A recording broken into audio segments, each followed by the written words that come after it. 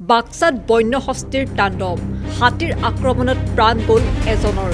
বাক্সা জিলাৰ উত্তৰকুছিত পুনৰ বন্য হস্তীৰ সন্ত্ৰাস উত্তৰকুছিৰ চৌকিত সংঘটিত হয় এটা ভয়ংকৰ ঘটনা হাতীৰ আক্ৰমণত প্ৰাণ গ'ল এজন লোকৰ স্থানীয় লোকে প্ৰত্যক্ষ কৰি খবৰ দিয়ে প্ৰশাসনক তাৰ পিছতেই ঘটনাস্থলীত উপস্থিত হয় বন বিভাগৰ লোক বৰ্তমানলৈকে জানিব পৰা হোৱা নাই মৃত ব্যক্তিজনৰ পৰিচয় স্থানীয় লোকৰ মতে মানসিকভাৱে বিকাৰগ্ৰস্ত যুৱকজনে প্ৰায় 6 মান বজাত বনাঞ্চলত প্ৰৱেশ কৰিছিল বনাঞ্চলতে বন্য হস্তীৰ সৈতে মুখামুখি প্ৰাণ যোৱাৰ সন্দেহ কৰে স্থানীয় লোকে মৃত যুৱকজনৰ বয়স 20 পৰা 25 বছৰ বুলি অনুমান কৰা হৈছে ঘটনাটো যোৱাকালি ৰাতি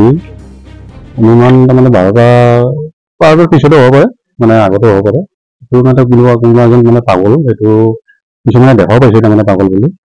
4:30 বজাত যোৱাকালি মানে এনেকৈ সোমাই গৈছে বনাঞ্চলত চবুঙাটা যদি বনাঞ্চল সোমাই যোৱাৰ পিছত হাতীৰ মুখামুখিত মানে তেওঁতো মৃত্যু হৈছে ৰাতিপুৱা আমি গম পাই মানে প্ৰশাসনক খবৰ দিছোঁ এতিয়া প্ৰশাসনে আহি আছে পিএম কৰাৰ কাৰণে মানুহজন পৰিচয় পোৱা নাই মানুহজন এতিয়া বিলেপ পৰিচয় পোৱা নাই আৰু আনুমানিক বয়সটো তাৰমানে 20 পৰা 25 বছৰ হ'ব বাক্সাৰ বনখাটাৰ পৰা জ্যোতিষ কলিতা নিউজ ডেস্ক ৰিপৰ্ট